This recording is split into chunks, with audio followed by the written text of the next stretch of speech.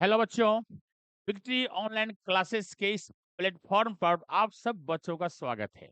तो बच्चों आइए, इस वीडियो के माध्यम से मैं आपको बताने वाला हूँ जैव विविधता एवं संरक्षण एवं उसके संरक्षण अर्थात बायोडायवर्सिटी एंड कंजर्वेशन।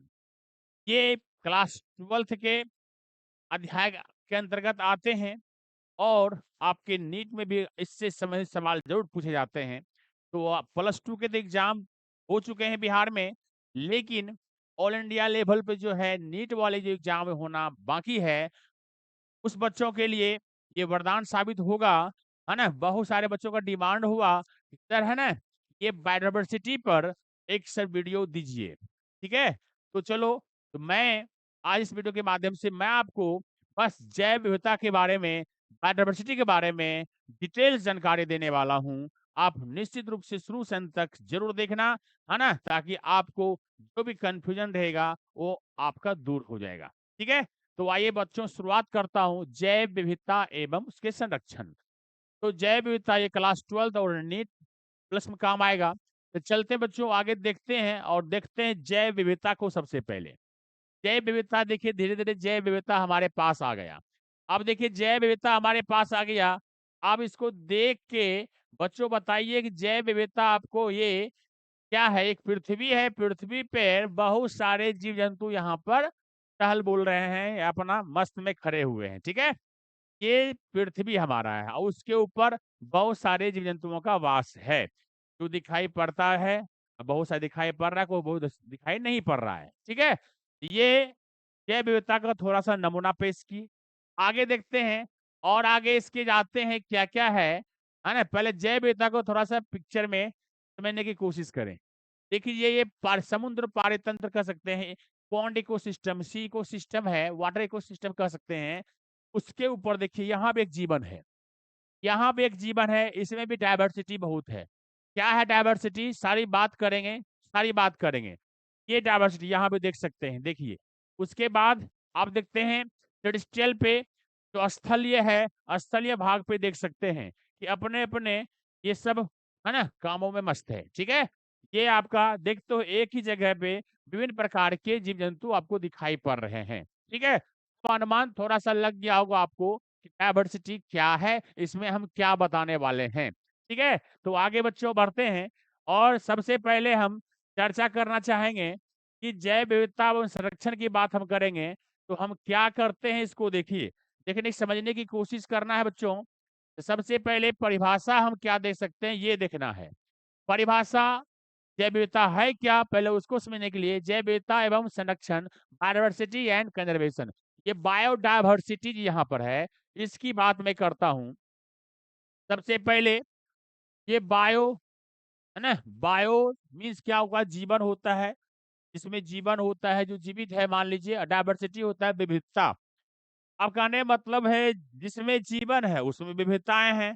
तो कैसे विविधताएं, कौन कौन सी विविधताएं हैं, किसमें किसमें है, उसको देखते हैं। तो सबसे पहले हम ये बात करें पहली परिभाषा को कि पृथ्वी पर पाए जाने वाले समस्त जो जीव जंतुओं में जो विविधता पाई जाती है, सारे ऑल ऑर्गेनिज्म में जो वेरिएशन होता है ना, पृथ्वी कहाँ पर, ऑन द अर्थ पे, पृथ्वी पर।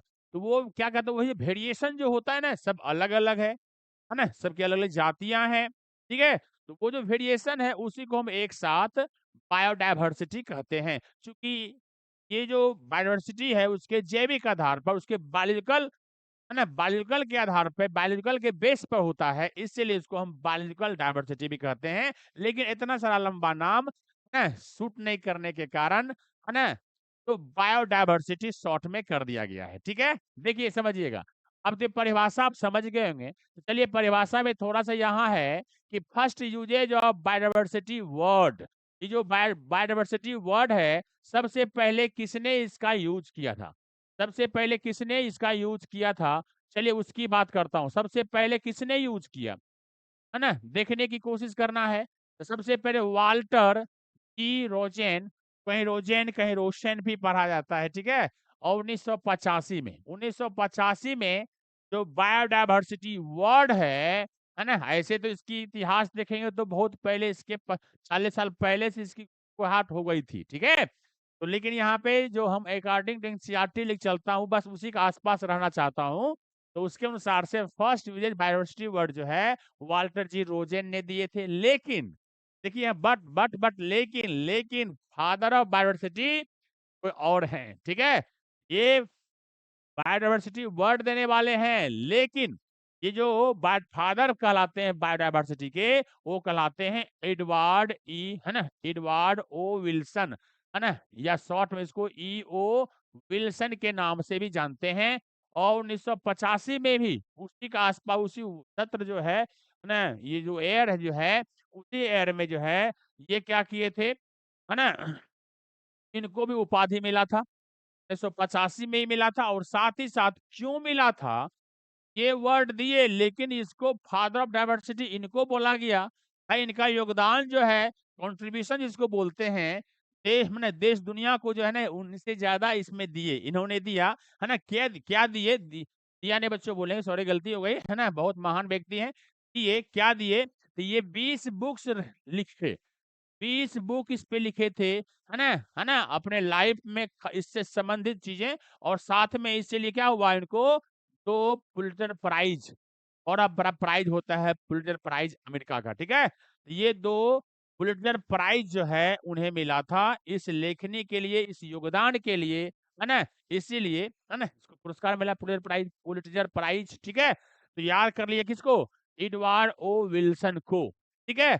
और बहुत बड़े योगदान थे, इसीलिए इनको फादर ऑफ डाइवर्सिटी का नाम दिया गया। और वर्ड देने वाले थे वाल्टर जी रोजेन, ठीक है। तो चलते बच्चों आगे बढ़ता हूं उसके बारे में। एक चीज और सवाल आता है आए दिन कंपटीशन में, ठीक है, कि वर्ल्ड बायोडाइवर्सिटी डे अर्थात विश्व जो जैव विविधता दिवस है कब मनाया जाता है, तो वो बच्चों मनाया जाता है 22 मई को। 22 मई को मनाया जाता है, 22 मई को, हाँ बच्चों 22 मई को, सही सुना, 22 मई को। तो चलते बच्चों आगे देखता हूँ। उम्मीद करता हूँ ये इंट्रोडक्शन वाली बातें समझ में आपको आई होगी। अब मैं बात करूं, अब मैं बात करूं इसका, देखिए ध्यान से, अब मैं बात करूं कि परिभाषा है, डिफिनेशन इसका देखते हैं। डिफिनेशन में आपको भी बता चुका हूं, तो फिर से देख लीजिए। बायोडाइवर्सिटी और बायोलॉजिकल डाइवर्सिटी, देखिए मैं दोनों का नाम लिया था क्योंकि इसके खान पीन जैविक आधार पर होता है, इसलिए इसको बायोलॉजिकल भी नाम दिया गया है, लेकिन शॉर्ट में अब क्या होता है, बायोडाइवर्सिटी। तो डाइवर्सिटी क्या है, इज द वेराइटी, वेराइटी भिन्न भिन्न variety and variability of the of life on the earth, अर्थात भिन्नता और अधिकता, भिन्नता भी है और अधिकता भी है ना। ये अधिकता को दर्शा रहा है, ये विभिन्नता को दर्शा रहा है ना। और कहाँ पर, of the life on earth, जो पृथ्वी है ना, पृथ्वी के ऊपर जो जीवन है उसमें जो संख्या भी काफी है जातियों की, जीवों की, है ना, और उसमें वेरिएशन भी है, भिन्नता भी है। तो बस वही चीजों को मैंने पहले भी कहा दिया था, पृथ्वी पर पाए जाने वाले समस्त जीव जातियों में जो वेरिएशन होता है, विभिन्नताएं होती है, उसको एक साथ हम बायोडाइवर्सिटी कहते हैं। निश्चित रूप से आप समझ में आपको आ गया होगा। तो वही है, इंग्लिश में भी आपको लिखा दिया गया। और एक एक अच्छी पॉइंट यहाँ पे ये है बच्चों, अच्छी पॉइंट यहाँ पे ये है, इसको बस देखने की कोशिश करना, परिभाषा तो यहाँ पे इससे निकल रहा है। और साथ में क्या है, बायोडाइवर्सिटी इज ए मेजर, है ना। अब इसमें क्या मापी जाती है, बायोडाइवर्सिटी में क्या आप माप कर सकते हैं, क्या करते हैं, और वेरिएशन, विभिन्नताओं को तो दर्शाते ही हैं, विभिन्नताओं को तो मापदंड उसका लेते हैं, विभिन्नताओं का माप करते हैं, उसकी हम सर्च करते क्या है, एट द जेनेटिक्स, किस किस आधार पर, तो आनुवंशिकता के आधार पर करते हैं, जेनेटिक्स के आधार पर करते हैं, जाति के आधार पर देखते हैं, और इकोसिस्टम जो पारितंत्र है, पारिस्थितिक तंत्र है, उसके आधार पे भी हम, उस लेवल पे, स्तर पे भी हम इसको बायोडाइवर्सिटी को पढ़ते हैं, ठीक है। तो बायोडाइवर्सिटी एक तरह से टाइप ऑफ बायोडाइवर्सिटी की बात करोगे तो वही आएगा, जेनेटिक्स आएगा, स्पीसीज आएगा, और इकोसिस्टम आएगा, ठीक है। तो आइए बच्चों आगे बढ़ता हूं। अब ध्यान समझने वाली बात यहाँ पर है, और कुछ पॉइंट नोट, है ना, नोट डाउन करते रहिए फटाफट फटाफट, मुख्य मुख्य चीजें। ये वर्ल्ड के 12, अब सबसे पहले 12 मेगा डाइवर्सिटी, मेगा डाइवर्सिटी होता है जहां पे बहुत सारी डाइवर्सिटी पाया जाता है। इस दुनिया के बहुत ऐसे जगह हैं, 12 ऐसा स्पेस को, जगह को माना गया है, एक कंट्री को माना गया है जहां पे डाइवर्सिटी जो है, मैंने बायोडाइवर्सिटी जो है, जैव विविधता बहुत अधिक है। मेगा माना अधिक होता है बच्चों, है ना, डाइवर्सिटी, अधिक डाइवर्सिटी जो है दुनिया के 12 जगहों पर होता है, उसमें से भारत भी एक है। भारत भी एक है। अब देखिए क्यों है यहाँ पर है, तो समझिएगा ध्यान से। आगे चर्चा इसकी होगी, लेकिन फिर चर्चा करना चाहता हूँ अभी भी थोड़ा-सा, कि भारत भी एक है क्योंकि भारत की जनसंख्या तो जान रहे हो, है ना? अब चाइना को लगभग-लगभग क्रॉस कभी-कभी हल्ला आया था, क्रॉस भी कर गया है। तो इस तरह से, है ना, बहुत लंबे समय तक दुनिया की सबसे दूसरी आबादी बनी रही।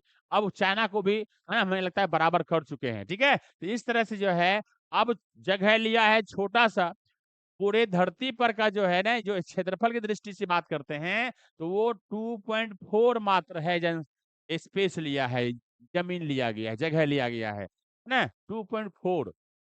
लेकिन जाति की बात करोगे तो उसमें पूरा दुनिया जितना जाति है ना, 8.1 जाति जो है इंडिया में ही है। तो समझिए, जगह मिला है इतना सा पूरा दुनिया के, हम जब देखता हूँ तो उसमें 2.4 ही जगह है इंडिया का, और लेकिन उसमें 8.1 जाति को, मैंने धरती पर जो बायोडायवर्सिटी है उसको समेटे रखा हुआ है। इसका मतलब, है ना, काफी ज्यादा डायवर्सिटी इंडिया में भी पाया जाता है, ठीक है? ये पॉइंट आगे आएगा भी। चलिए, तो ये मेगा डायवर्सिटी वाले देशों में से भारत भी एक है, याद रखना। 12 मेगा डायवर्सिटी वाला देश है, उसमें से भारत भी एक है, ठीक है? चलो, विश्व में जैव विविधता सबसे अधिक कहाँ मिलेगा? एक सवाल आता है कि सर, जैव विविधता बायोडायवर्सिटी आप बोल रहे हैं, सबसे अधिक कहाँ मिलेगा? दुनिया में सबसे अधिक जैव विविधता कहाँ मिलेगा? तो दुनिया में सबसे अधिक जैव विविधता मिलता है उष्णकटिबंधीय क्षेत्रों में, ट्रॉपिकल रीजन, है ना? ट्रॉपिकल रीजन जो होता है ना क्षेत्र, उष्णकटिबंधीय क्षेत्रों में सबसे अधिक डायवर्सिटी मिलता है पूरा वर्ल्ड में, ठीक है? अब उसके बाद हम बात करते हैं, इसकी बात करें बच्चों, देखिए समझिएगा ध्यान, इसकी बात करें, चलिए देखिए, तो ट्रॉपिकल हो गया, पाए जाते हैं, और भारत की वहां तक बात करते हैं। ये तो दुनिया में हो गया, पूरे दुनिया में डायवर्सिटी की बात करते हैं, तो जैव विविधता कहाँ मिलता है? सबसे ट्रॉपिकल रीजन में, अर्थात उष्णकटिबंधीय वर्षावन जो होता है, नाम सुने होंगे, तो वहां उधर साइड मिलता है। लेकिन अगर भारत की बात करते हैं, भारत के रहने वाले हैं, भारत की बात तो करना ही पड़ेगा, है ना, चूंकि आगे देखिए हम लोग इंडियन हैं, तो इंडिया के बारे में पढ़ेंगे, और ज्यादातर सवाल हमारा इसी से घूमते फिरते रहता है, ठीक है? तो चलिए, तो इंडिया में सबसे अधिक बायोडायवर्सिटी जो होता है बच्चों, वो होता है पश्चिमी घाट। देखिए, पश्चिमी घाट एवं पूर्वी हिमालय पर, पश्चिमी घाट एवं पूर्वी हिमालय पर बायोडायवर्सिटी जो है इंडिया में सबसे अधिक मिलेगा आपको, ठीक है? विश्व में कहाँ मिलेगा? जानकारी हो गई। भारत में कहाँ मिलेगा? जानकारी हो गई। अब भारत में कितना, पूरे विश्व में कितना मेगा डायवर्सिटी है? तो 12 है, ठीक है? कितना है? 12 है। उसमें से इंडिया भी एक है, ठीक है?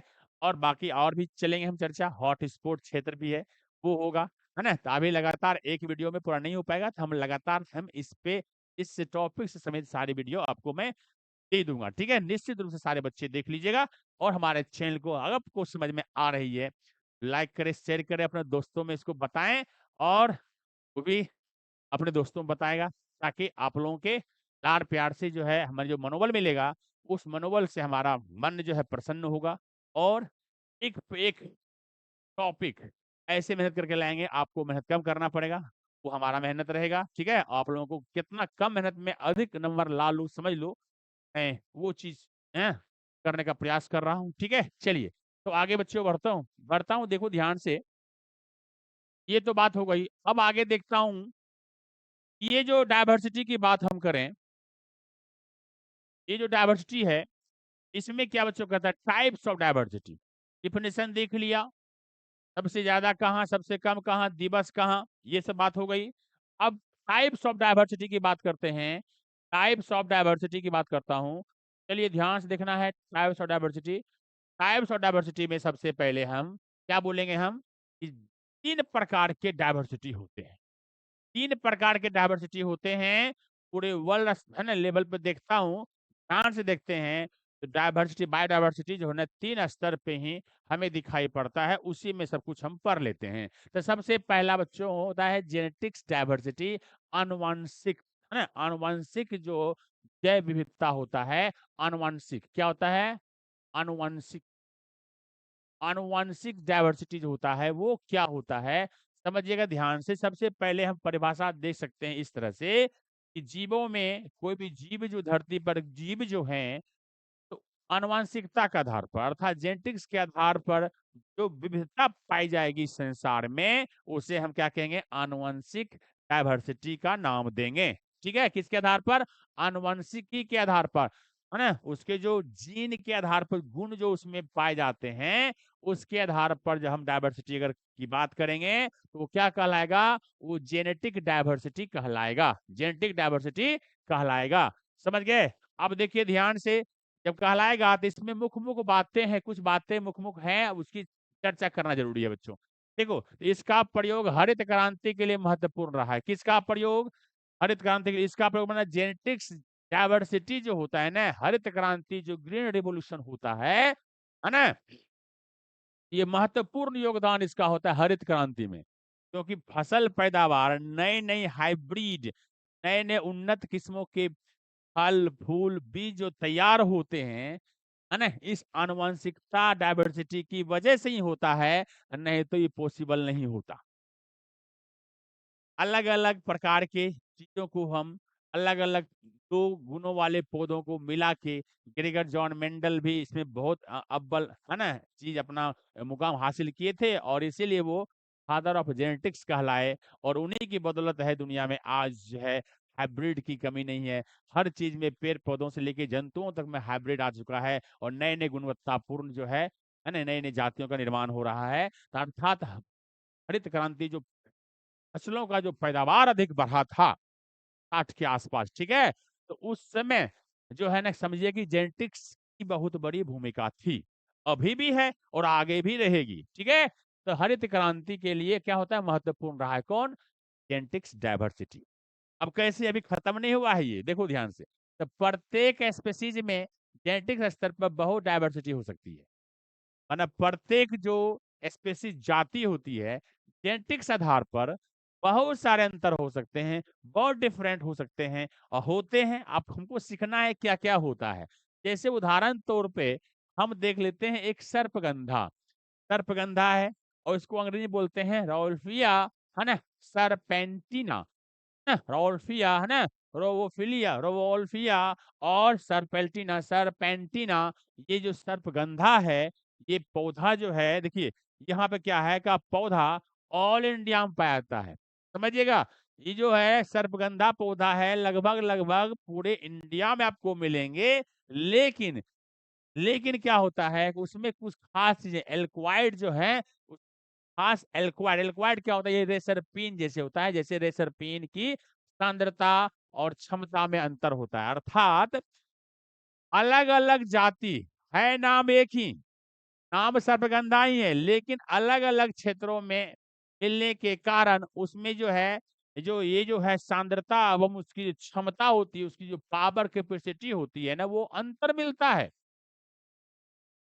चेंज हो जाता है कुछ ना कुछ चीजें जेनेटिक्स आधार पर देखता हूं तो। इसका मतलब क्या है? यहाँ वहाँ के क्लाइमेट का असर उस पर है, वहाँ के वातावरण जो है ना, उसके ऊपर जो है ना, कुछ उसमें अंतर हो रहा है। तो वही कह रहा हूँ, उदाहरण तौर पे ये बताना चाह रहा हूँ कि एक एग्जाम्पल लिए, अब पूरे देश में अलग अलग एक ही पूरे देश में है तो एक जैसा होना चाहिए हूबहू, लेकिन नहीं, अंतर हो जा रहा था। यही एक अंतर हुआ, जेनेटिक्स के आधार पर ऐसा होता है। ठीक है, एक तो ये बात हो गई। दूसरा हुआ जो एनसीईआरटी ने अच्छे मोटे मोटे अक्षरों में नाम दर्ज किया रहता है कि भारत में जो है आम की जो है, मैंगो की जो जाति स्पीसीज होती है, 1000 से प्लस है। और 10-20 का नाम हो सकता है आप लोग जानते होंगे, या कोई बच्चा 5 का नाम गिनते गिनते है ना परेशान हो जाते हैं। तो समझिए हमारे इंडिया इतना महान देश है ना, इसमें 1000 प्रकार के आम है, 1000 स्वाद है। सबको मैंगो ही बोलते हैं, लेकिन उसमें जातियों के आधार पर बात करते हैं तो 1000 प्लस उसमें जो है तरह तरह के आम मिलते हैं। ठीक है, तो अलग अलग प्रकार का स्वाद होता है। बताइए कैसे डाइवर्सिटी महत्वपूर्ण है। उसके बाद हम बात करते हैं पैडी धान की, तो धान की भी है 50,000 से अधिक, है ना। बासमती का बात ही जुदा है, पूरा दुनिया में फेमस है। ठीक है, चलिए और इसकी चर्चा धान के बारे में पर्सनली होती है आगे। ठीक है, तो 50,000 धान की जातियां हैं। ठीक है, 50,000 से ऊपर, और आम की 1,000 से ऊपर। उसके साथ साथ बैक्टीरियोफेज जो है जिसको बोलते हैं जीवाणुभोजी, जिसको बोलते हैं जीवाणुभोजी। और जीवाणुभोजी वो छोटे से सूक्ष्मजीव होते हैं जो बैक्टीरिया पे आश्रित रहते हैं, है ना। अब नाम है बैक्टीरियोफेज, ये वायरस है। बैक्टीरियोफेज क्या है? ये वायरस है जो कि बैक्टीरिया पर आश्रित रहता है, बैक्टीरिया पर अपना पोषण प्रदान करता है, बैक्टीरिया पे ही रहेगा ये, इसीलिए इसको बैक्टीरियोफेज कहते हैं। ठीक है, तो ये बैक्टीरियोफेज जो है 1000 जीन, बैक्टीरियोफेज में 1000 जीन्स पाए जाते हैं। ठीक है, अब उसके बाद यहाँ पर है माइकोप्लाज्मा, जो दुनिया की सबसे छोटी कोशिका है। माइकोप्लाज्मा दुनिया की सबसे छोटी कोशिका है, उसमें 450 से लेके 700 जीन पाए जाते हैं। समझिए, जीन अलग अलग है तब तो जेनेटिक्स के आधार पर अलग अलग हो रहा है। समझिए ध्यान से, बहुत मेहनत करके मैं आपको ऐसी डिटेल्स दे रहा हूँ, निश्चित रूप से इसको समझिए। आगे पूरे अध्याय को मैं पूरे तरतर कर दूंगा, ठीक है ना, ध्यान से। तो 450 से लेकर 700 जीन्स इसमें पाए जाते हैं। और अगला पॉइंट बच्चों है कि ड्रोसोफिला मेलनसो, है ना, मेलेनोगास्टर, मेलेनोगास्टर माने ये है कि ड्रोसोफिला मेलेनोगास्टर जो है ये भी एक मक्खी जो है, मक्खी की प्रजाति है। जैसे ड्रोसोफिला आप देखे होंगे कि फल जब खाते होंगे मैंगो वगैरह सब, तो उसके ऊपर ब्लू टाइप का जो है मोटा सा मक्खी भिन भिनाते हुए नजर आपको आता होगा, तो वही है ड्रोसोफिला। ठीक है, तो ड्रोसोफिला मेलेनोगास्टर जो है में 13,000 जीन्स पाए जाते हैं। देखिए 13,000 जीन्स पाए जाते हैं।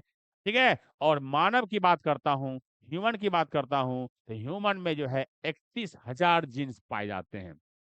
अब बताइए, 31,000 जीन्स हम लोगों में है। ठीक है, अब अलग अलग इसलिए तो कहते हैं, इसीलिए तो देखो नेपाली अलग हो जाता है, चाइना अलग होता है, भूटान अलग होता है, इंडिया वाले अलग हो जाते हैं, साउथ अफ्रीका वाले अलग हो जाते हैं, ऑस्ट्रेलिया वाले अलग हो जाते हैं, है ना। इसीलिए देखते हो अलग अलग प्रकार के, यही जीन्स की बदौलत है, यही जीन्स की वजह से हम लोग अलग अलग, कोई मंगोलिया हो गया, नाटा हो गया, कोई लंबा हो गया, कोई मोटा हो, कहीं कहीं अलग अलग प्रकार के हैं। तो ये सब किसके कारण ऐसा हो रहा है?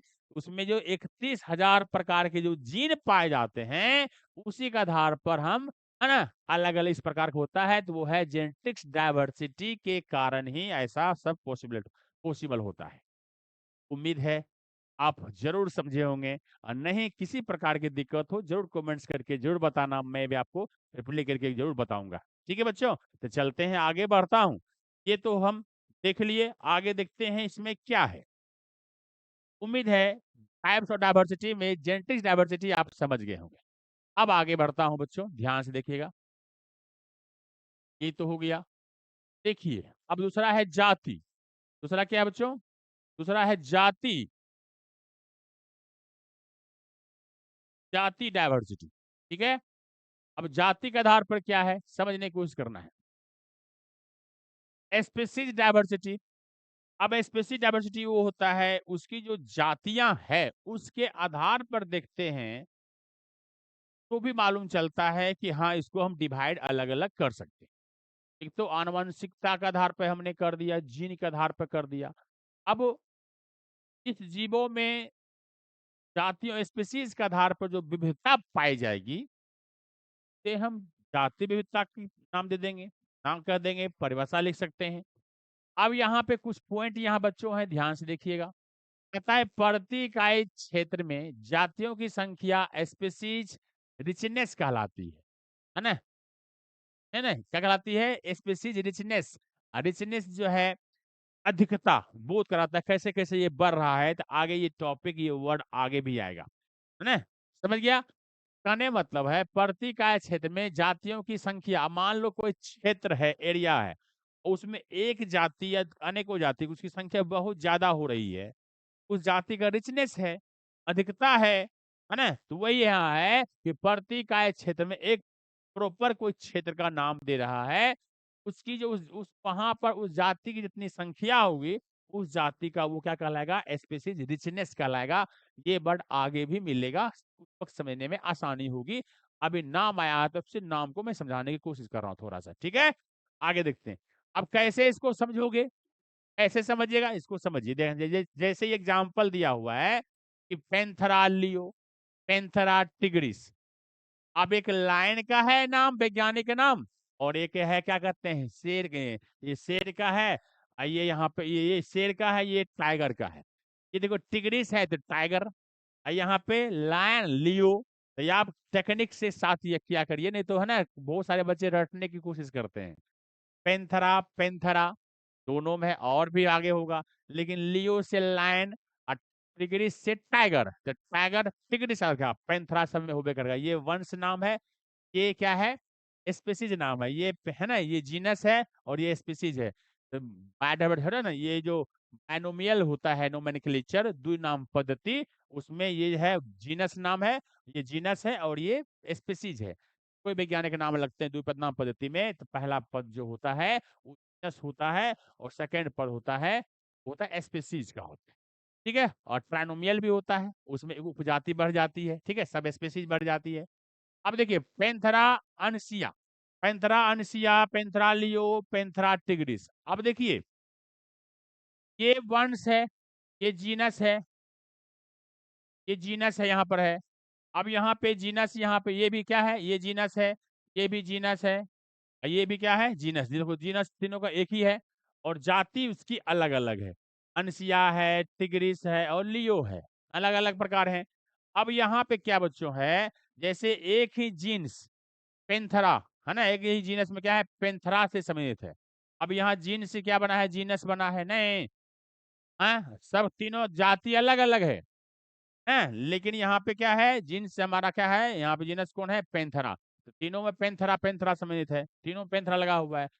ठीक है, लेकिन जाति उसकी अलग अलग है, तो इसीलिए वंश अलग रहता है और जाति उसकी अलग हो जाती है। ठीक है, तो जाति के आधार पर देखते हैं तो इस तरह से समझ सकते हैं। और भी है, जैसे बिल्ली की बात करते हैं, आलू आलू टमाटर की बात करो है ना, उसका फैमिली ऐसा हो जाएगा। ठीक है, और बहुत सारे एग्जाम्पल में, तो मैं आपको बस एक दे के पेश कर रहा हूँ और आपको समझाने की कोशिश कर रहा हूँ। चलिए आगे देखते हैं, ये तो वह स्पेसी डाइवर्सिटी के आधार पर हम आराम से कह सकते हैं, हाँ इसको भी, ये भी, इसमें भी डाइवर्सिटी पाई जाती है।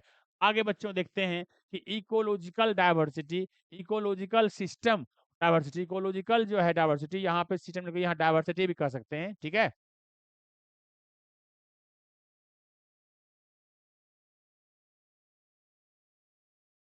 देखिए यहाँ डाइवर्सिटी करता हूँ, डाइवर्सिटी, इकोलॉजिकल डाइवर्सिटी क्या है, यह अनेक इकोसिस्टम और आवासों को है ना प्रदर्शित करता है, बेटो प्रदूषित नहीं करता है, प्रदर्शित करता है, प्रदर्शित करता है ना, किसको किसको, तो अनेक क्या है आवास को करेगा, साथ में इकोसिस्टम जो है, pond ecosystem, forest ecosystem, terrestrial ecosystem जो होता है, बहुत सारे अलग अलग इकोसिस्टम है, तो सब सिस्टमों को, उसके आवासों को क्या करेगा प्रदर्शित करता है, इंडिकेशन करेगा वो कौन, इकोलॉजिकल बायोडाइवर्सिटी। जैसे जैसे मान लो डेजर्ट है, ये मरुस्थल वाला बात है, मरुस्थल में जो डाइवर्सिटी मिलेगा हो ना, वो डेजर्ट के अंतर्गत आएगा।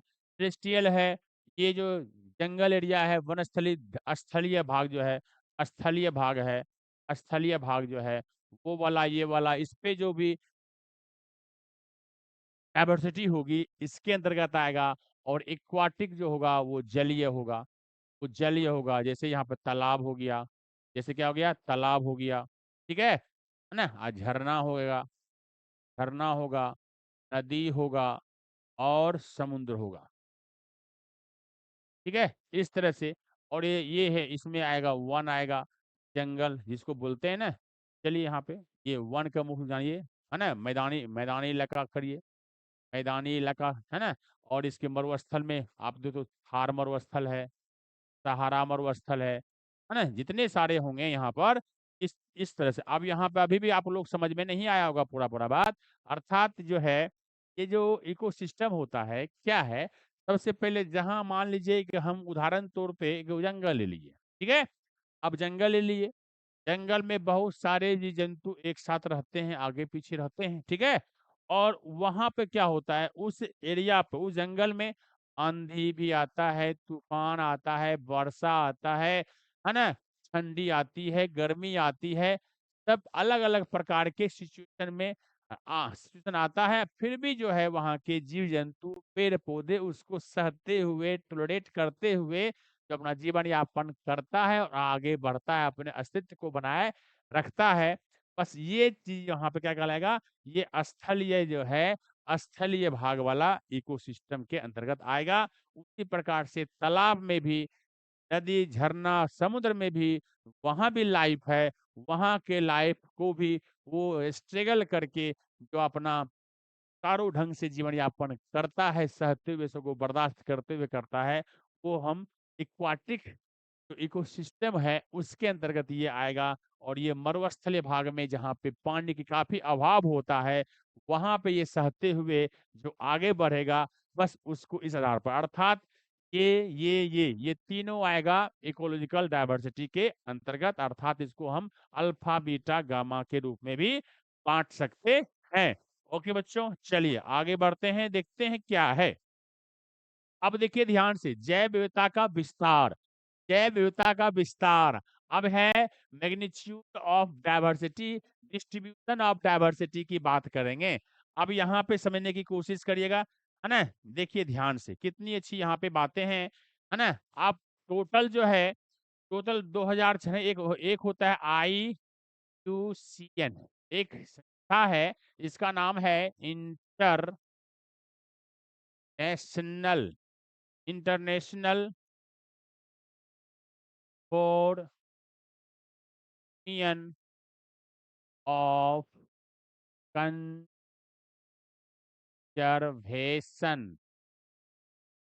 हाँ, ऑफ नोमेनक्लेचर, नोमेनक्लेचर, है ना। ये यूनियन के बाद इंटरनेशनल, मुख्य रूप से यूनियन हो गया, सी से कंजर्वेशन हो गया, और एन से क्या हो गया, नोमेनक्लेचर। ये जो है IUCN के अनुसार 2004 में, 2004, है ना, उसमें एक सर्वे हुआ था। 2004 में क्या हुआ था, एक सर्वे हुआ था, तो मालूम चला था क्या कि 1.5 से 1.7 जो है मिलियन, मिलियन जाति की, है ना, जाति धरती पर है, धरती है ना, जाति इस पे है ना, समझ गया। लेकिन धीरे धीरे इसकी संख्या क्या हो गई, धीरे धीरे बढ़ रही है, बढ़ रही है, ठीक है, क्या कर रही है, बढ़ रही है। और वहीं पे मालूम चला था कि प्लांट जो है, खास इंडिया की बात कर, पूरे ऑल ओवर में यहाँ पर बात कर रहा हूँ, ठीक है, उसमें प्लांट जो है इंडिया में, है ना, अब इंडिया की बात करता हूँ, ये 49,000 एनसीईआरटी दर्शा रहा है इंडिया में प्लांट की जो जातियां हैं। और एनिमल्स की जो जातियां हैं, एनिमल्स की जो जातियां हैं, इससे दुगुना माना गया है, कहीं कहीं 81,000 दे दिया गया है। 50 का दुगुना करोगे लाख के आसपास आएगा, ठीक है, इससे दुगुना मान चलिएगा कि जंतु संख्या दुगुना है, ठीक है, ये दुगुना है, आप इसे नोट कर सकते हैं। और यहाँ पे मालूम चला है, इसका मतलब है कि ये प्लांट से जाया है, जंतु जो है दुगुना है। और इतना सा मालूम चला है, और मैं इसके बारे में बताना चाह रहा हूँ, ध्यान से देखिएगा, समझिएगा, ठीक है बच्चों।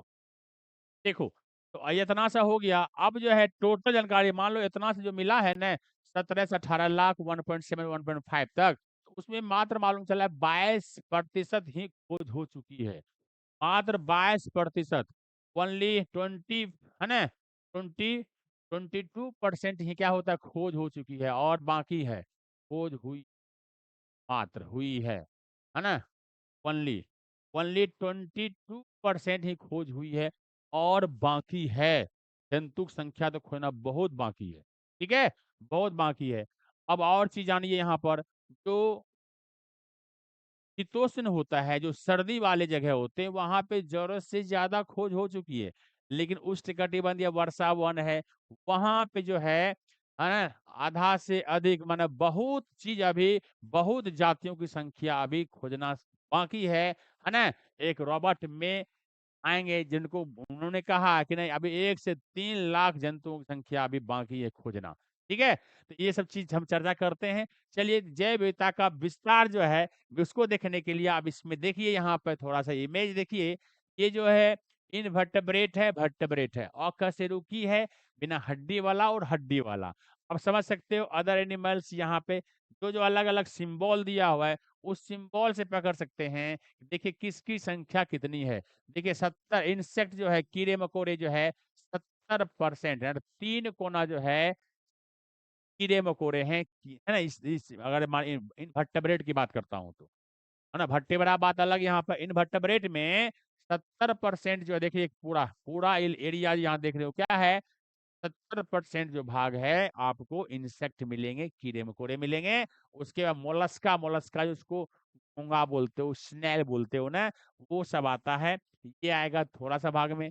उसके क्रस्टेशियन आएगा, वो थोड़ा सा आएगा। उसके बाद अदर एनिमल्स जो बाकी बच गया है इस रूप में आएगा। अर्थात माने जो 70% यहाँ आ गया, बाकी 30% में ये सारे आएंगे। कीड़ा मकोड़ा की संख्या सबसे अधिक है। अब ये किसका हो गया, इनवर्टेब्रेट की बात हो गई। अब वर्टेब्रा की बात करते हैं, कशेरुक की बात करते हैं। अब देखो ध्यान से, सबसे ज्यादा अगर वर्टेब्रा की बात करते हैं तो सबसे ज्यादा वर्टेब्रा में फिशेस की संख्या है। देख लो, आधा आधी 50% स्पेस को लिया है, 50% जातियां सिर्फ मछली की है, देखो फिशेस की। उसके बाद अगर बात करें, यहाँ बर्ड्स की है और रेप्टिलिया है। रेप्टिलिया रेंगने वाले जो सांप वगैरह सब, घड़ियाल वगैरह सब है ना, यहाँ पे बर्ड्स और रेप्टिलिया आसपास में है परसेंटेज में। ममेलिया जो है स्तनधारी, जो हम लोग हैं, गाय भैंस बकरी है मनुष्य है, वो ममेलिया में है आता है। इसकी भी यहाँ पे ये परसेंट, इसके आधार पर समझ सकते हैं कितना परसेंट है। और उसके एम्फीबियन, एम्फीबियन भी ममेलिया के आसपास एम्फीबियन आता है, उभयचर, जिसमें मेढक वगैरह सब हुआ, जो धरती पे और पानी दोनों जगह रह सकता है, वो एम्फीबियन कहलाते हैं। या इस पता आपको होगा। तो अर्थात एक तरह समझिएगा कि वर्टेब्रा में जो है कि जितना फिशेस है उसके आगे आधा में ममेलिया, बर्ड्स, रेप्टिलिया, एम्फीबियन को मिला लोगे तो उतना में 50% वो सब है, और अकेले में फिशेस यहाँ पर है। और यहाँ पे क्या है, तीन कोना, तिहाई भाग जो है, तीन कोना भाग जो है ना, 75%, 70 से 70% जो है तीसरा भाग मुख्य रूप से हो गया कि तीन कोना कीड़े मकोड़े हो गए, इंसेक्ट हो गए, या बाकी एक भाग में बाकी चीजें यहाँ पर दिया गया है। ठीक है, अब प्लांट की थोड़ा सा बात कर लेते हैं। तो प्लांट में जो है यहाँ पे फर्न्स एंड मोसेस प्लांट है, जो ब्रायोफाइटा के अंतर्गत आता है, वो है फंजाई है। देखिए सबसे अधिक संख्या यहाँ पे फंजाई की और एंजियोस्पर्म की है, फूल वाला पौधा और फंजाई जो है, कवक, कवक इसको बोलते हैं, ये दोनों की संख्या जो है इसे है ना प्लांट के रूप में बात करते हैं तो सबसे ज्यादा होती है। अलगी लाइकेन, देखिए अलगी लाइकेन भी है। लाइकेन वही लाइकेन जहाँ अलगी और फंजाई का सहजीवी है ना संबंध होता है, जिसके कारण से लाइकेन उत्पन्न होता है। और लाइकेन साफ सुथरा जगहों पर उत्पन्न होता है। लाइकेन मिलने का मतलब है वह जगह साफ सुथरा है, अच्छा है। और मोसेस है ना, जो एलिली जो है और फर्न्स है, वो थोड़ा सा संख्या उसकी बहुत कम है। समझ गया। तो फूल वाला पौधा संख्या ज्यादा है और फंजाई की। तो पेड़ पौधों में एंजियोस्पर्म मुख्य रूप से माना गया है, जो तीन कोना भाग उसका है पेड़ पौधों वाला में। अब ये सूक्ष्मजीव की बात करते हैं उसका, तो दोनों में करते हैं, देखो 50-50 जगह लिया हुआ है। तो ये चार्ट से समझ सकते हैं जैव विविधता का विस्तार जो है किस प्रकार से कितना हुआ है। अब एक लिस्ट हम देखते हैं बच्चों, लिस्ट देखता हूं कि किसकी संख्या कितनी है। अब देखते हैं, वह आपको जानकारी मिलेगी। देखिए ध्यान से, ध्यान से देखने की कोशिश करें, है ना। आप बताइए यहाँ पर क्या क्या है। कहता है तालिका यहाँ पे भारतवर्ष में पाए जाने वाले सूक्ष्मजीव हो चाहे जंतु हो पेड़ पौधा हो, उसकी संख्या देखिए क्या है। यहाँ पे वर्ग यहाँ पे दिया गया है, बैक्टीरिया, बैक्टीरिया जो है आपको 850 माना गया है ना।